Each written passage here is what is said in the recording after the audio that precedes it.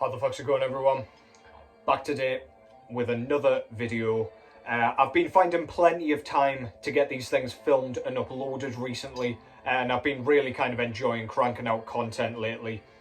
As always, to be fair, but sometimes after work, it's not exactly the first thing on my mind after a hard day. But yeah, been really fancying doing these things, been enjoying the shit out of it. So yeah, hope you are enjoying what's going on over here.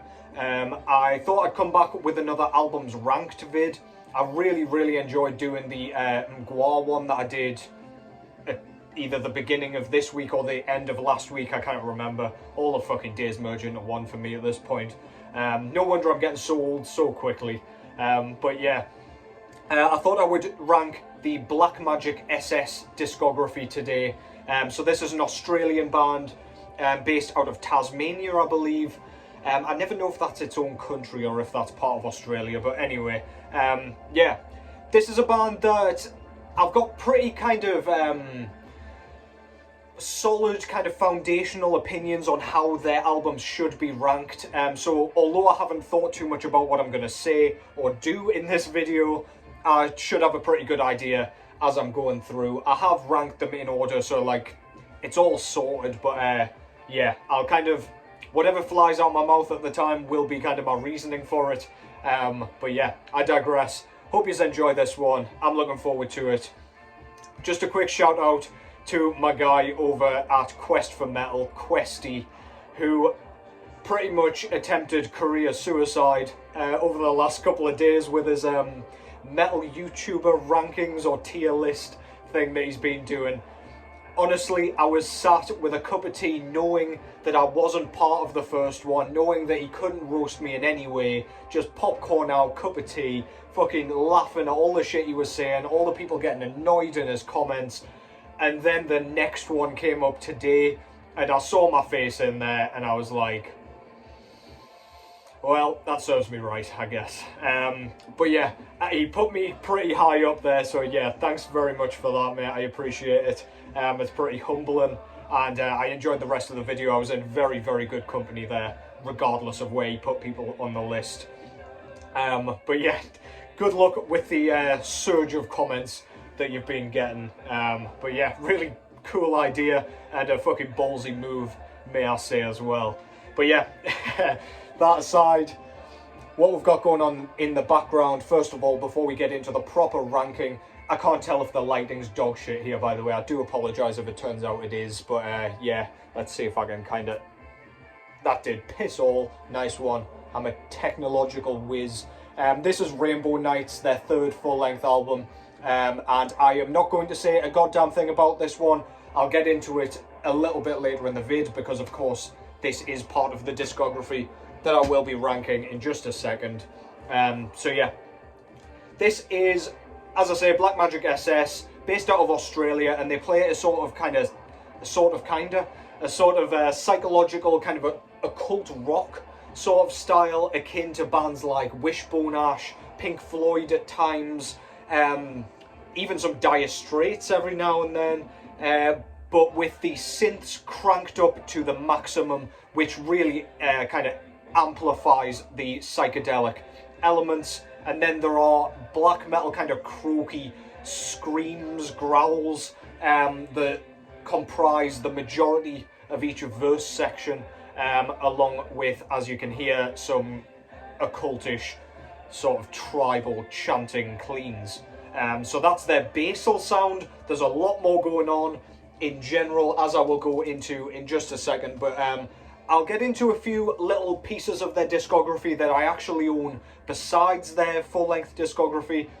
Just while I've got a video themed around the band, I figured I might as well show off the collection a bit as well. So I'll try and do this in some sort of order. I've got all their CDs, so this is the Black Abyss, if you can see that, that's slightly better. So this is like a compilation album of their sort of early, I think it's EP material, or at least leftovers off the albums. There's a shit ton of tracks on here, as you can see, and there's some quality tracks on here. On this CD version, you do actually get the Owls of Winter EP as well. But yeah, this is really good shit. There's loads of stuff on here that could easily have ended up on a full-length album. I don't know if this was stuff like where they weren't really planning on releasing a full length or what, but yeah, really, really good. Super fucking catchy, and well worth a listen. Next up, we've got their debut, Kaleidoscope Dreams. Again, won't go into the specifics. Spectral Ecstasy, their sophomore. I may as well show these, by the way, because all of the artwork is different and the colour palette to the vinyl editions. I forgot to show you the back of Kaleidoscope Dreams there as well. Very kind of a simple, minimalist layout for all the CDs. These were all put out through Creep Purple Records, based out of Lithuania, I believe. That's Rainbow Nights there, the one that is going on in the background. And finally, the most recent album, Burning Bridges. Killer shit. So, Black Magick SS, one of the most unique bands going, perhaps not now because they've got a ton of copycats, clones, whatever you want to call them, doing tributes and doing the goddamn thing. They pretty much invented their own kind of subgenre with this stuff. But yeah, one of my favourite bands. They haven't brought out a bad album, but I definitely have favourites over others. Another kind of extra piece that I've got now going into the vinyl. So this is the Owls of Winter EP that I was talking about that you do get on the CD version of the Black Abyss. But this is a nice 7-inch version of it. There's only 2 tracks, the Owls of Winter and Talisman. Comes on this really nice kind of bottle green 7-inch vinyl.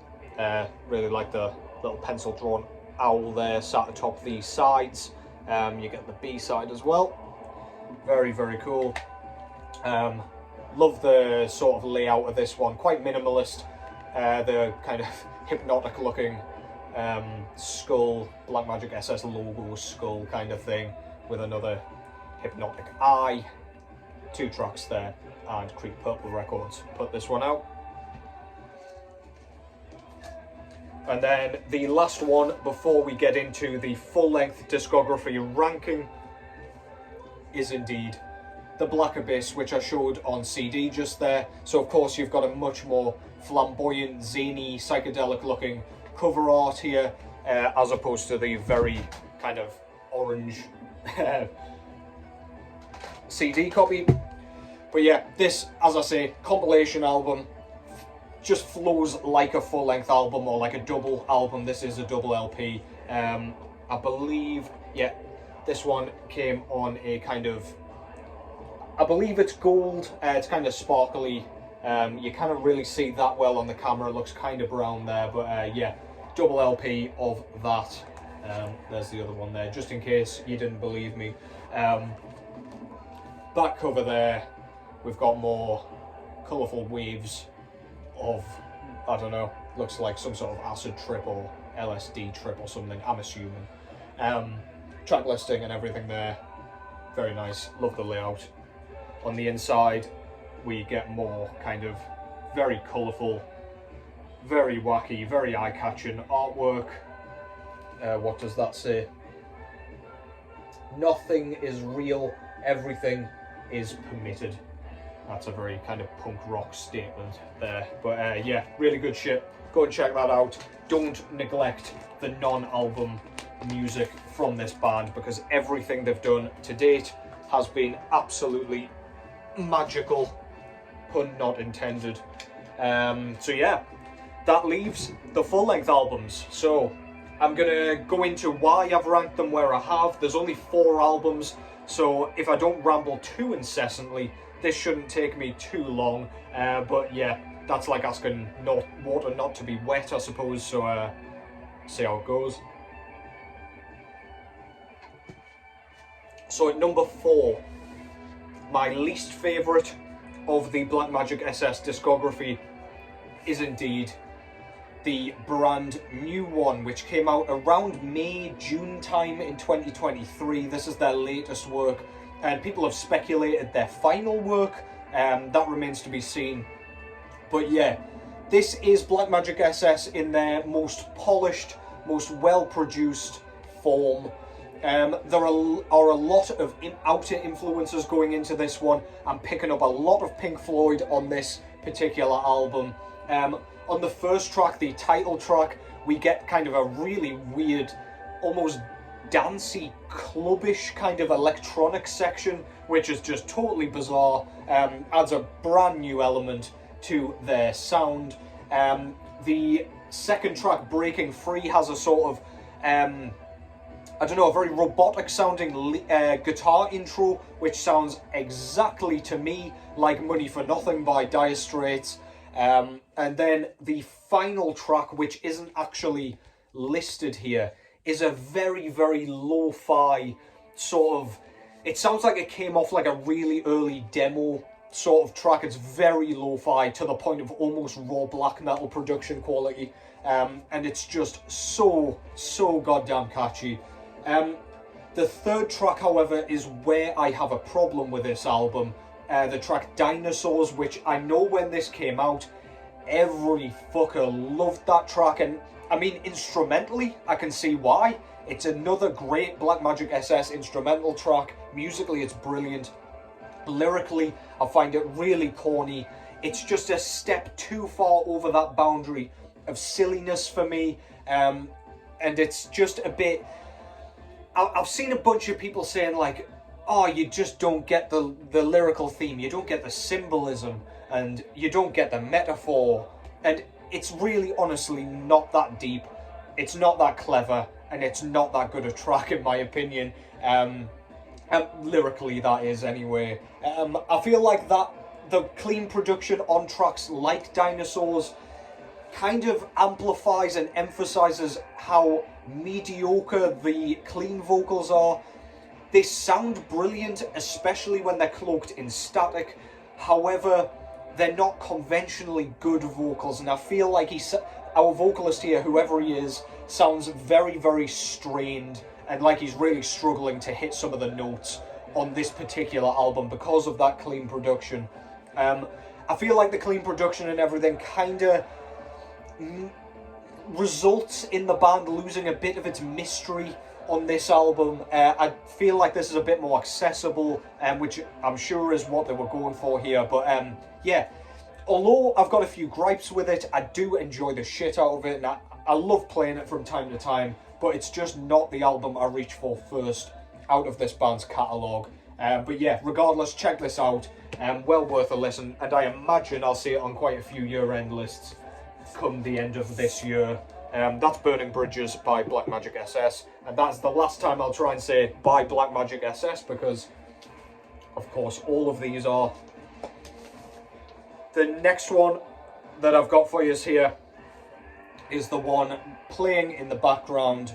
This is their third album, as I say, Rainbow Nights. This was released in 2019, I believe. And when this first came out, I enjoyed it a lot more than I do now, I must admit. I feel like some of their best songwriting chops appear on this one. The title track, Rainbow Nights, Endless Hallucinations, which it kicks the album off with. The very post-punky Get Out, which kind of sounds inspired by Joy Division or something like that.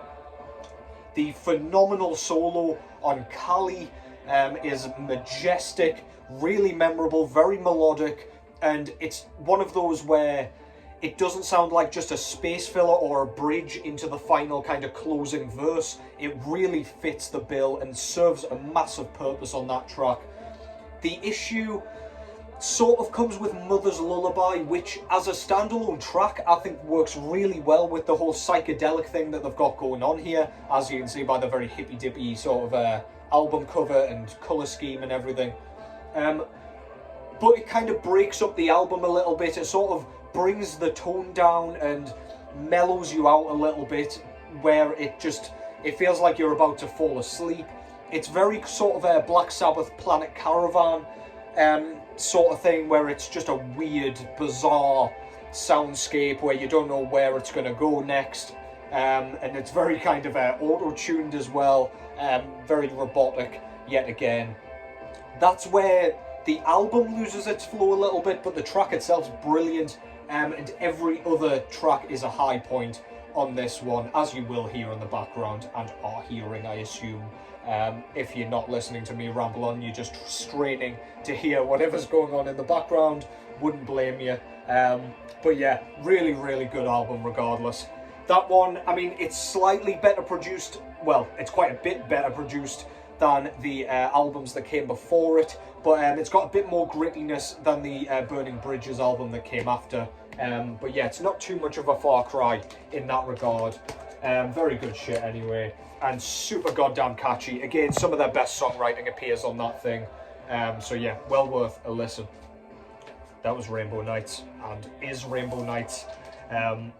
Next one is indeed the debut. This is Kaleidoscope Dreams, and I can't remember for the life of me when this actually came out. But this one, if you listen to their newest stuff first, you'd think this was an entirely different band, or at least kind of one of the copycat bands. This is very, very lo-fi. Not quite as lo-fi as the kind of hidden track on Burning Bridges, but there is a black metal feel to this one. The harsh vocals really, really benefit from this production, of course, because again, a bit like the clean vocals, the harsher, kind of croakier growls that do most of the verse work on this one, or well, on any of them, kind of sound a bit strained as well. They sound like a struggle, and on here they just fit perfectly. The production just enhances how effective they are, and then the synth work here, the track Target as well. You can Google those lyrics yourself and make your mind up about what they're singing about, but yeah, that's one of my favourite tracks that they've done so far. It's really eerie, especially given the theme, but it's kind of got a dark, I don't know, it's pretty slow, it's very dark, but it's almost upbeat to the point of it being super, super creepy. I believe the chorus is sung in Danish as well, which also just adds to the overall efficacy of the atmosphere.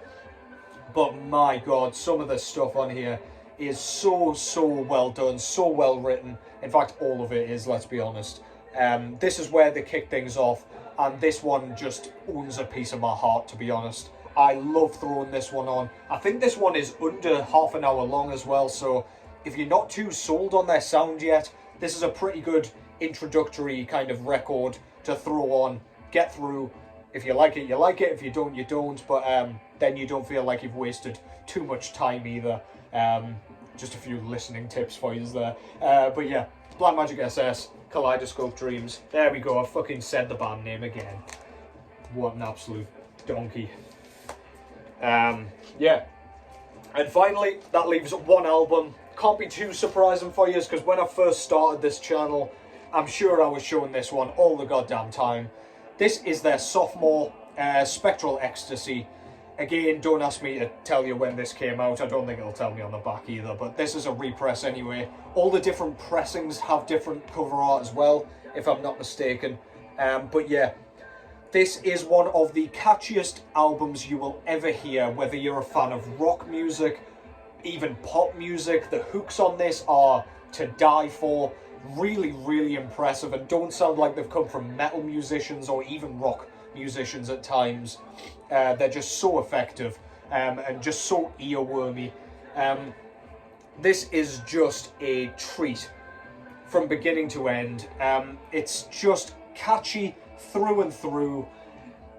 Everything about it is just absolutely fantastic. I've said so many times how good this is, especially on the kind of keyboard and synth work.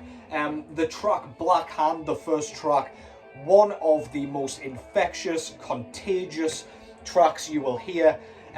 If I just want something a little bit less challenging than, say, the Tetragrammicide album that I showed yesterday, then this is just perfect.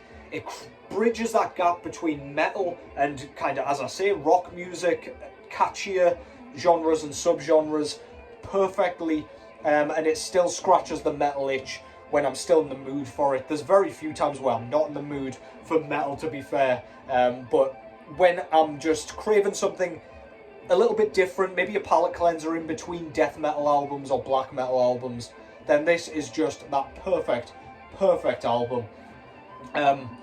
Spectral Ecstasy, the title track, the synth work on that, it pretty much plays rhythm for the guitars. You almost don't need any guitar in that track at all.